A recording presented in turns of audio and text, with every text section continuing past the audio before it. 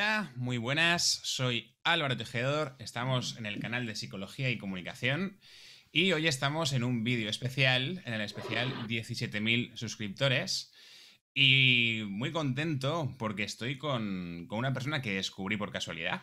Descubrí Pasaporte Pampliega como programa de televisión y me quedé flipando y dije, ostras, este tío, ¿qué más cosas ha hecho?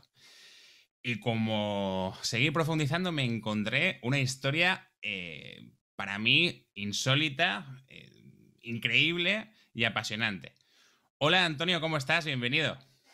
Hola, ¿qué tal? ¿Cómo estás, Álvaro? Y muchas gracias por invitarme. Pues antes que nada, muy agradecido. Antonio Pampliega, para el que no lo conozca, es periodista, periodista de conflictos bélicos, periodista de investigación y escritor de un libro llamado En la oscuridad, que trata de su experiencia personal después de sufrir un secuestro de 299 días por una banda relacionada con Al Qaeda. Y no solo eso, sino que además de eso, luego ha seguido haciendo reportajes, Sí. ha seguido saliendo al mundo y sobre esas experiencias queremos hablar. Antonio, gracias por venir y mi primera pregunta tiene que ver con tu sonrisa, con tu actitud, porque eres un tío muy dulce. De hecho Sí. en tus reportajes se ve una persona muy dulce, muy tierna, muy empática y te quiero preguntar sobre eso, porque has estado delante de sicarios, hablando sobre Sí. cómo viven su trabajo. Has estado con Mm. secuestradores, te han secuestrado a ti mismo, has estado con Sí. en bodas de menores de edad en Afganistán. Sí. ¿Cómo puede ser que alguien que ha vivido todo eso mantenga una actitud alegre y dulce frente a la vida? O si la tentación de ser alguien oscuro y gris ha aparecido y te la tienes que gestionar cada día. ¿Cómo funciona eso? A ver, yo lo que intento hacer, Álvaro, siempre que trabajo en una zona de conflicto, una zona de guerra, o como tú también has dicho, sentándote delante de sicarios, asesinos, etcétera, es diferenciar. Una es Antonio Pampliega, el periodista, y otra es Antonio Pampliega en su casa, en su intimidad, donde intento, pues eso, a mostrarme afable, siempre con buen humor, con la sonrisa. Luego es otra cosa cuando te pones delante de la cámara y te tienes que enfrentar a este tipo de gente. Y una de las herramientas que yo creo que es fundamental contra este tipo de gente es que a pesar de las cosas que ves, no puedes dejar que te marque, ni que marque tu vida, ni que desarrolle lo que es tu vida personal fuera de los programas. Es decir, si a mí me afectara todas las miserias humanas que yo he visto y todas las cosas que yo he visto, yo no estaría aquí hablando contigo, porque la mochila que yo llevaría o llevase me impediría levantar la cabeza. Entonces, sí que ha habido un proceso de gestionar todo ese tipo de emociones y saber dejarlo a un lado, porque si no, yo no podría tener ni esta sonrisa ni mi vida con mi mujer, mi hija y bueno, es una vida normal, apacible en España y sobre todo con felicidad, que es, yo creo, lo más importante. Y otro de los motivos por los que siempre intento sonreír vino durante el secuestro. A mí me dieron la segunda oportunidad de una nueva vida. Y yo siempre pensaba en mi amigo James Foley, que estuvo secuestrado por Estado Islámico, y a él no le dieron la oportunidad de tener esa segunda oportunidad. Entonces, por él, por su familia, intento sonreír y agradecer a la vida esta segunda oportunidad. Claro, y de hecho me parece que tiene muchísimo mérito a nivel casi, no solo actitudinal, sino también Mm. intelectual, porque entiendo que, insisto, existe la tentación de estar enfadado, ¿no? Precisamente por tu amigo, precisamente por lo que has vivido, Sí. existe esa tentación seguro. Y quiero saber si te has enfrentado a esa tentación y has tenido que mirarte a ti mismo como alguien potencialmente enfadado, potencialmente gris, o directamente es algo que tú crees que tienes como algo innato, natural. Mira, te contaré una cosa que yo creo que no he hecho público nunca y mira que me han hecho entrevistas. El 4 de octubre de 2012 yo estaba en la ciudad de Alepo junto con otros compañeros y esa tarde en el hospital Dar al-Shifa, que es el más importante de la zona rebelde, llegaron como 25 o 30 niños destrozados.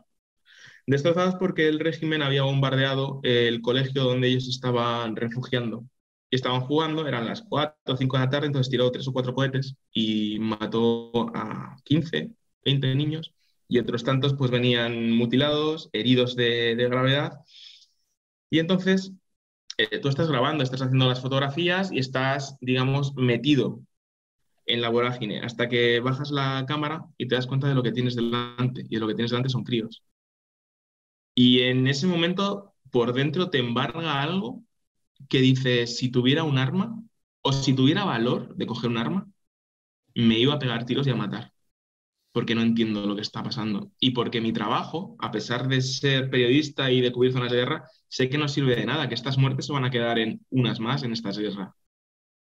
Y sí que ese día sí que tuve la tentación de, hostia, a lo mejor me he equivocado de profesión y lo que tengo que hacer es ir a luchar, a desfogarme. Pero también te diré, Álvaro, que para matar hay que valer. Ujú. Eso lo aprendí en el secuestro, que tuve acceso a varios cuchillos durante mi cautiverio y se valoró la posibilidad de intentar escapar. Y para ello nos teníamos que llevar por delante a dos personas. Y entonces llegamos a la conclusión de que para matar hay que valer, sobre todo si matas a sangre fría. Tienes que ser muy consciente de lo que vas a hacer y que lo vas a hacer. Y hostia, arrebatar una vida, una cosa es en un momento de calentón que te dejas llevar pero otra es planificarlo y saber que lo vas a hacer y cómo lo vas a hacer. Y no, para eso hay que valer. Y yo no valgo. La verdad es que Antonio, o sea, todas las preguntas que tenía se me están Yeah. yendo, ¿no? Porque me surgen nuevas preguntas y bueno, a mí hay otra pregunta que te quiero hacer y es, me parece, insisto, que hay que tener algo innato, ¿no? Para que tu reacción sea celebrar la vida. Sí, Y eso creo que es algo que no todo el mundo tiene, de modo que seguramente no yeah. todo el mundo está preparado para matar. Pero también te quiero preguntar sobre el miedo, ¿no? Porque hay muchas personas que hablan de que las personas que van a conflictos, etcétera, hay como una parte de adrenalínica que puede ser muy Sí, atractiva, correcto. puede generar incluso adicción, una adicción Ujú. parecida a los deportes de riesgo, etcétera, pero a un nivel muy, muy elevado. Pero entiendo que eso también tiene que convivir con un miedo a que la siguiente bomba caiga sobre mí, ¿no? Entonces yo quiero preguntarte por una vez, o sea, tú vives, es tu profesión, supongo que te flipa, pero a Ujú. raíz del secuestro entiendo que algo cambia. Y después del secuestro vuelves a Afganistán, vuelves a Sí. Venezuela, vuelves a sitios muy Mm. conflictivos. Quiero saber cómo convives tú o cómo convive tu entorno con tu miedo o con tu ausencia de miedo. Bueno, esa pregunta yo creo que la tendrían que responder mis padres o mis hermanos. Ujú. A ver, después de muchos años trabajando en zona de guerra y que no te pasa nada, al final uno, lo hablo por mi entorno, se acostumbra, y tú también, ¿no? Bueno, has ido muchas veces, no te ha pasado nada, nunca has tenido ningún tipo de susto, no te va a pasar hasta que te pasa. Y en el momento que pasa, las cosas cambian. Cambia en el momento de mi hermana pequeña, que tiene 15 años menos que yo, en el momento que a mí me secuestran y me liberan y vuelvo a ir a Afganistán, a Irak, ella dice que no se va a volver a despedir de mí, porque la última vez que lo hizo, no me vio. Ujú.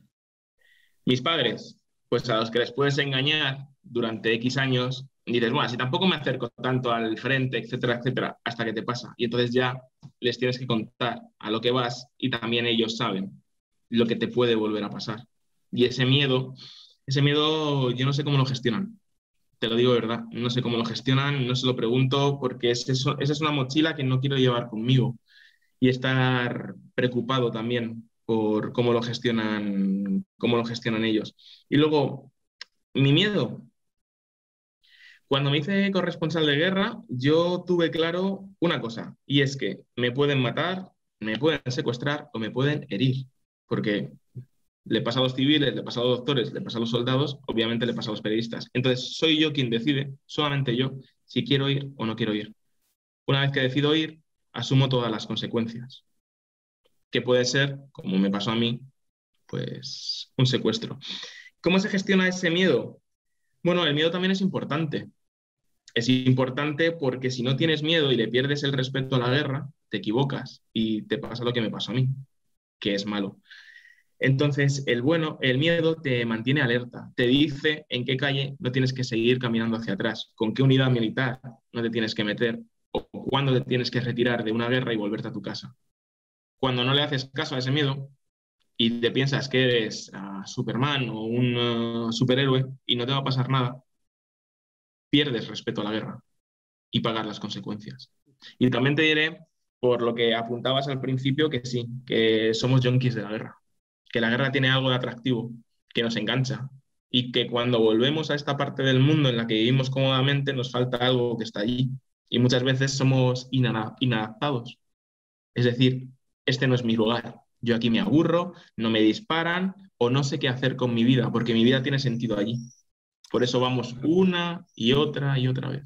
Eso escuché a Pérez Reverte decir también en una entrevista, ¿no? Que hay algunos Mm. periodistas de conflicto bélico que se convierten en yonkis de esa adrenalina. Pero yo te quiero Sí, preguntar, Antonio, porque vale, está muy bien. O sea, el miedo me dice en qué calle no meterme. Todo ese rollo sí. está muy bien. Pero el miedo primero te dice, no te vayas a una guerra, ¿no? Pero independientemente de eso, yo quiero saber si esa ausencia de miedo o esa gestión del miedo tan, bueno, tan consistente o esa valentía Ujú. aparece en otros ámbitos de tu vida. Es decir, luego un tío que está en la No, guerra, luego puede ser un tío celoso de, ostras, y si mi chica se va con otro chico, puedo tener miedo a que mis colegas piensen que no soy guay. O sea, ¿eres un tío tan valiente en todo? no, no. Mira, te voy a poner el mejor ejemplo. Y volvemos al principio. Soy Antonio Pampliega en zonas de guerra y Ujú. en mi vida privada soy Antonio, que soy otra persona. Yo me voy a zonas de guerra donde yo he dormido bajo bombardeos y yo no tengo carnet de conducir porque me dan miedo los coches. Ostras. Ostras, eso no lo sabía, ¿eh? ¿Ves? Sí, no tengo carnet de conducir, ni lo tengo, te voy a cumplir 40 años, ni lo tengo, ni tengo ganas de tenerlo, y cada vez que me subo a un coche, para mí me pongo nervioso. Ujú. Sí, ¿ves? No tiene nada que ver. Mi vida es profesional, es una totalmente diferente a la otra. Yo quiero también, con respecto a lo que estamos diciendo de tu curro, que sabes que eso está pasando, que intentas poner un Sí. límite, que no te afecte en tu vida. eh, yo quiero saber, y esto suena a pregunta de broma, pero no lo es. Sí, Es, por ejemplo, tú querías ser, sé que ibas a hacer el máster de periodista deportivo, al sí, final lo hice, lo hice. no fue exacto. Y al final, en lugar de contar cómo ha quedado el Leganés Eibar, estás contando realidades y Sí, te cito a ti mismo para que el mundo sea consciente de que eso está pasando y no tengamos sí, excusa a la hora de ayudar, ¿no? Es sí. decir, tu vida, en principio, aporta un valor Ujú, distinto o quizá más humano al que ujú, pueden aportar otras personas, ¿no? Que directamente o no ven eso porque les asusta y prefieren ujú, narcotizarse viendo Sálvame o viendo el fútbol ujú, o lo que sea, o directamente lo escuchan, pero luego apagan la tele y se hacen la cena. Yo quiero ujú. preguntarte, ¿te sientes mejor que los demás? ¿Te sientes mejor persona? ¿Te sientes más válido? ¿Que aportas más a la sociedad? Mm, buena pregunta. A ver, yo fui a zonas de guerra no pensando en ayudar a nadie, ni que mis fotografías dieran la vuelta al mundo, ni nada de esto. Yo fui por mi ego, porque yo quería ser Pérez Reverte, que la gente me reconociese, me diesen premios, es decir, por egoísmo puro y duro.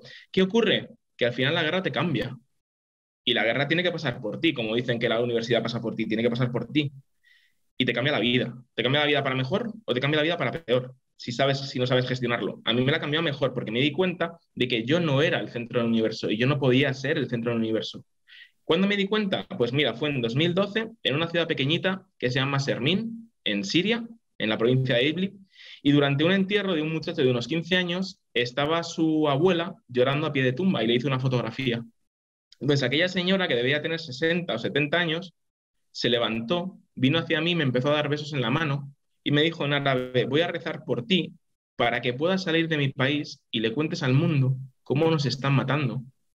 Entonces, hay un flash en tu cabeza que dice, se acabó Antonio, tú no eres el importante, ni los premios, ni el ego, ni vas a ser reverte. Tienes que hacerlos y lo sigues haciendo por esta gente, que son los que tienen sentido.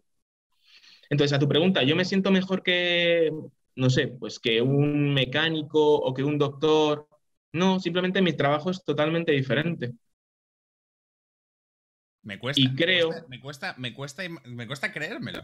Porque de alguna manera tú estás aportando algo en lo que estás jugándote la vida y en principio pero a lo mejor, quiero decir, a lo mejor lo que diferencia mi trabajo del que pueda ser un mecánico, un doctor o un conductor de autobuses es que yo me juego la vida todos los días. Pero es una elección personal. O sea, a mí nadie me obliga a ir a la guerra. Entonces, yo decido ir y sé que mi trabajo tiene unas consecuencias que puede ser que no vuelva a mi casa. Pero el que va a la mina también tiene esas consecuencias, o el que trabaja en vertical también tiene esas consecuencias, o se sube a un andamio, sabe que se puede caer.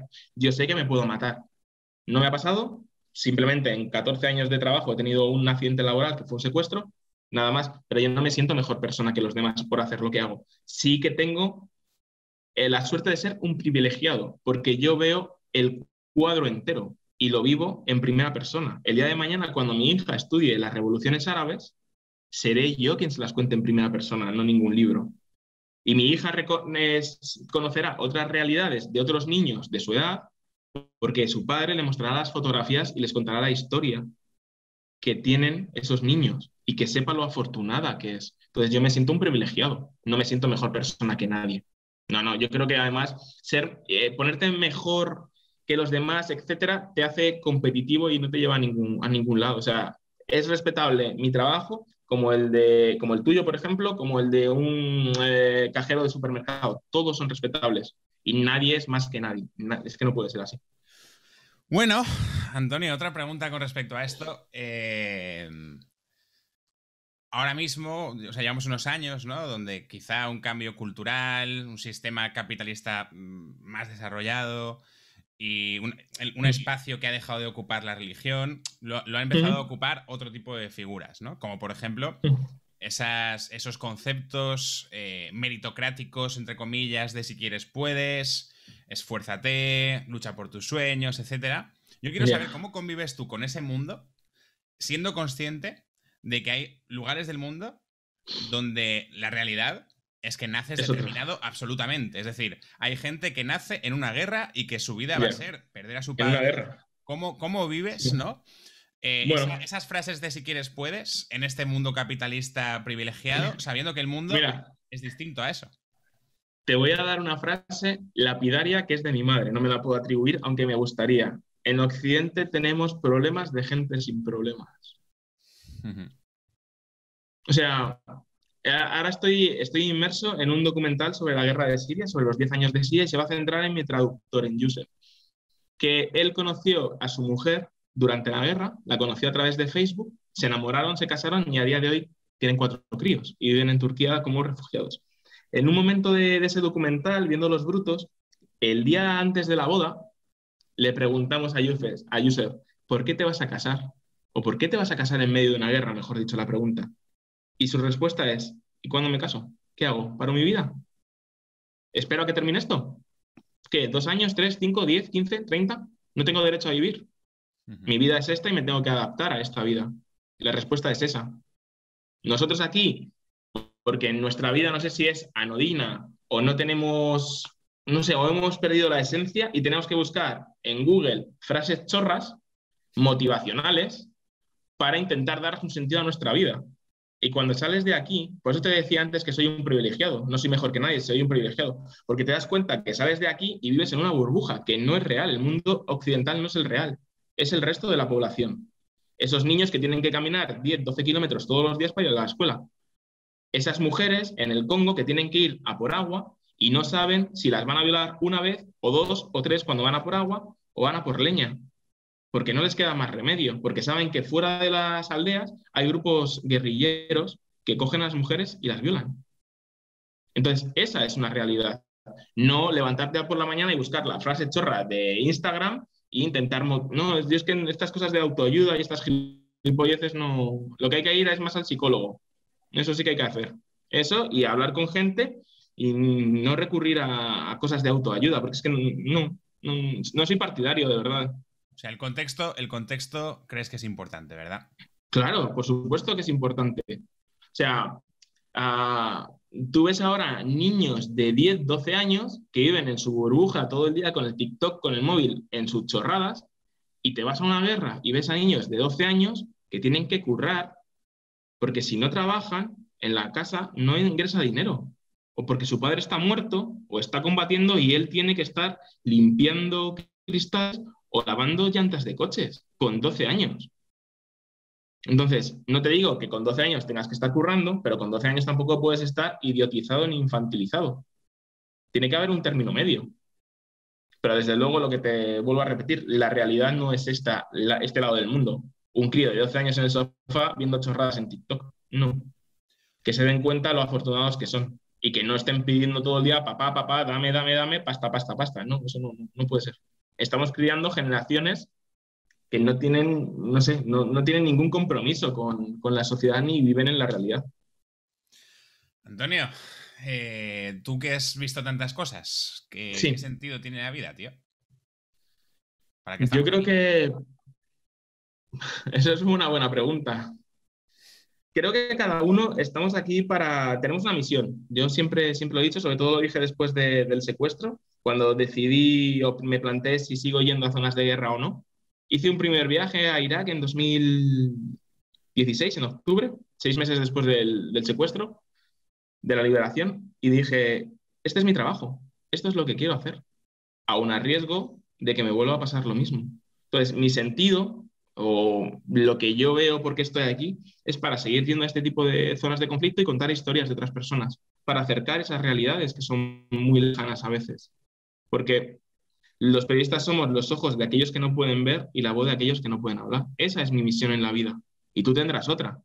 Ujú. Y otro tendrá otra. Pero tenemos que dejar una huella en la vida y no pasar de puntillas como si fuéramos uno más. Intentar cambiar algo. Y, por ejemplo, dando esta charla o dando charlas en coles y abriendo los ojos a muchachos que viven en su realidad y que uno o dos me diga, joder, es que no lo sabía, me has cambiado, ya mi trabajo tiene sentido. Entonces, bueno, pues vamos haciendo conciencia y creamos conciencia. Qué guay. Antonio, no te voy a quitar mucho más tiempo, yo estaría mucho más rato hablando, pero sí que me gustaría, sin caer en el morbo, porque sé que es por Sí. donde te preguntan siempre por todos lados, el tema del secuestro, Mm, el suicidio, etcétera. No quiero caer sí. en eso. Te quiero preguntar por Vale. otras cosas que me generan también más curiosidad. Y es, en algún momento, o sea, son 299 días, ¿eh? Y entiendo Sí. la ansiedad, entiendo la tristeza, entiendo el miedo Mm, constante. Pero en algún momento generaste algún tipo de hábito de divertirte, conseguías distraerte, soñabas con cosas alegres, es decir, más allá de lo morboso, mm, ¿fuiste capaz de crearte un momento, bueno, por ejemplo, contabas el ajedrez, ¿no? Con uno de los secuestradores. sí.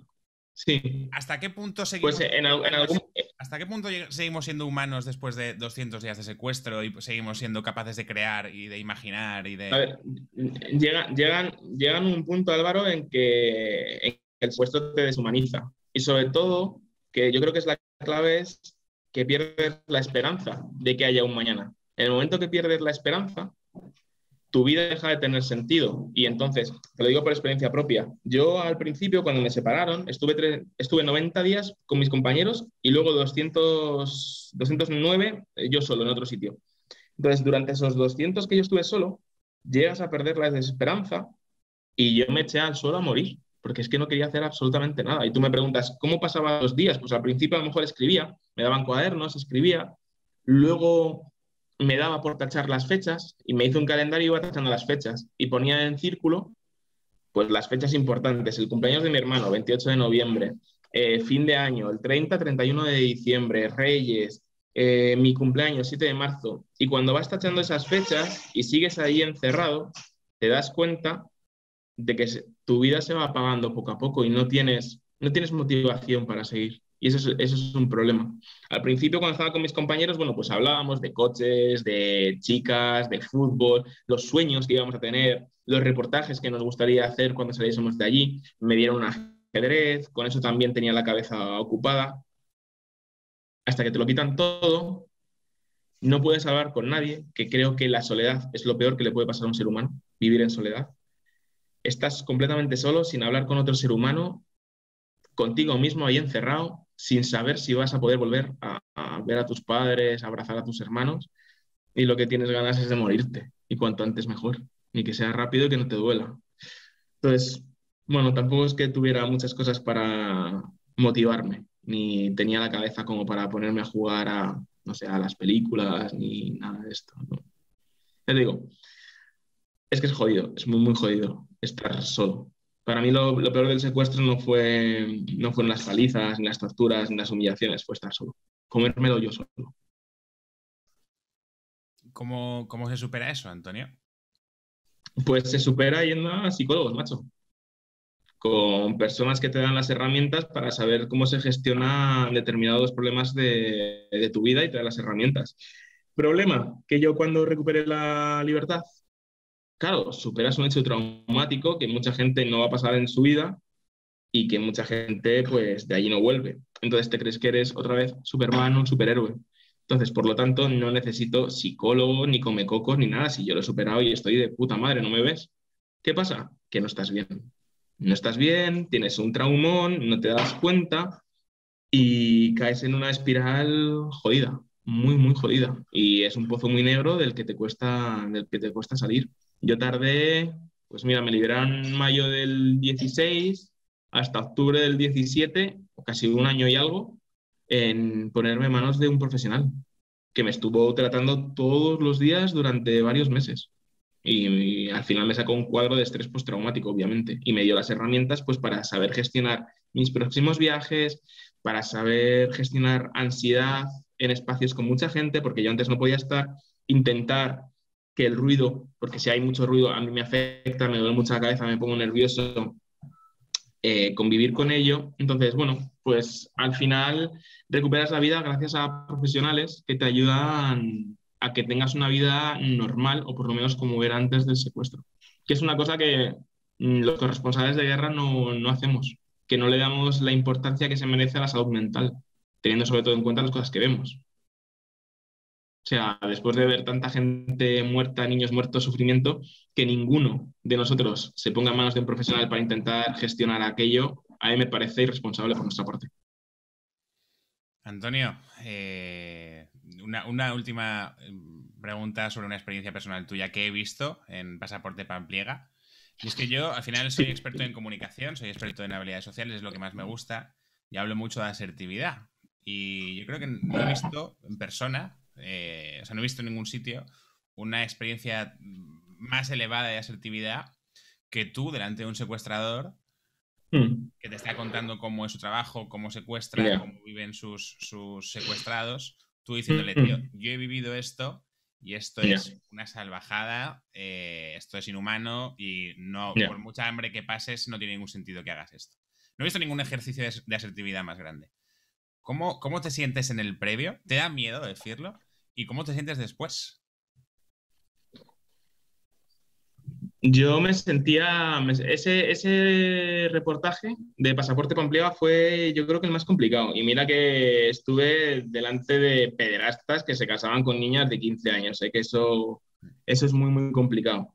Pero ir a Venezuela y sentarte delante de secuestradores, yo creo que es una de las pocas veces que yo he pasado miedo. He pasado miedo porque yo recordaba la experiencia, yo sé lo que es estar allí y por nada del mundo me hubiese gustado tener que volver a vivir una cosa, una experiencia como aquella. También fue una oportunidad de preguntarles por qué lo hacen. Y obviamente su explicación, que es bastante vaga, es, no, es que tengo hambre. Bueno, pues te pones, yo que sé, a trabajar a otra cosa. O huyes, o te vas, como tantos y tantos venezolanos, pero no secuestras a otra persona. Y desde luego lo que hacen no es torturarla a él y a su familia. Entonces, para mí también fue una experiencia. Y al final de ese reportaje, que fuimos a un barrio que se llama Petare, a entrevistar a una banda criminal, en todo el reportaje, a esos fueron a los únicos a los que yo no les dije que había estado secuestrado. Unos chavales que también tenían una Sí, actitud que daba mucho susto, tío. Como hablaban. sí, no se lo pregunté. O sea, no se lo pregunté, no lo confesé porque no sabes qué se les puede pasar por la cabeza. Y no solamente era ponerme en riesgo yo, sino a mis otros dos compañeros que venían conmigo, entonces a ver si vamos a tener un problema. Porque bueno, la gente puede pensar, bueno, es televisión, está pactado. Sí y no, porque no deja de ser un negocio para ellos y en el momento que ellos vean dinero y digan, tenemos aquí a tres blancos, los pillamos y para adelante, ¿no? ¿Qué va? Antonio. No, además es que no me da nada de buena espina, nada. No, a ver, en el reportaje buena espina no dan. O sea, no En les persona, apetece en persona influir a cojonan, tu ¿eh? sobrina. No apetece eso. Ya, ya. Bueno, pues Antonio, te preguntaría muchas cosas. Te preguntaría por Capra, por Sistiaga, por PR Verte. Sí. Se me ocurre la persona que más miedo te ha dado de todas tus aventuras, por ejemplo? Eso también es La persona que más miedo me ha dado de todas mis aventuras, ¿eh? porque es que hay peña que da mucho miedo. Hay peña que da mucho miedo. Hay peña que da mucho miedo, pero de todas mis aventuras, el tipo que me liberó, ese es el que más miedo me daba. Ostras. El tipo que me liberó era un miembro de Al Qaeda. Y para que te hagas una idea, yo estaba en un descampado con mis compañeros, estaba arrodillado y tenía otros dos tipos, igual de Al Qaeda, armados, y me estaban custodiando por la espalda. Problema, que el jefe iba con pasamontañas, no se me olvidará nunca, con pasamontañas, una guerrera y llevaba un machete de combate al pecho. Yo pensaba que ese me iba a decapitar. Porque yo le buscaba con la cabeza y el tipo sabía que estaba dando vueltas por detrás de mí. Entonces yo giraba y los otros me volvían a girar la cabeza para adelante, para que mirara para adelante. Y yo estaba acojonado, porque pensaba que me iban a matar. Ese es el que más miedo me ha dado. Madre mía. Antonio, de verdad que muchísimas gracias por este ratito. A ti, Álvaro. O sea, me encantaría volver a invitarte quizá a los 25.000 o no sé, es que se me ocurren muchísimas cosas que preguntarte. Así que, ¿has estado a gusto? Mucho, mucho y te agradezco muchísimo la charla y como tú dices, si a los 25.000 llegamos, pues ala, volvemos a hablar de periodismo, de capa, de lo que haga falta. Qué bueno. De la gente, los libros de Antonio son muy recomendables, están en todas Muchas partes. Gracias. En la oscuridad, y el otro ahora no me viene el nombre. Las trincheras de la esperanza. En las trincheras de la esperanza. Pasaporte Pampliega, ¿dónde lo pueden ver? Sí, en 4. Se puede ver en www.mitele.com, que es la plataforma de 4. Vale, yo me he visto todo de Pasaporte Pampliega, me lo vi exactamente en 3 días. Porque aterricé ahí y dije, ostras, esto es oro. Así que, Antonio, muchísimas gracias a la gente que se suscriba, que dé like, todo eso. La semana que viene otro vídeo más. Y ya está. Hasta luego. Pues muchísimas gracias, Álvaro. Cuídate, chao.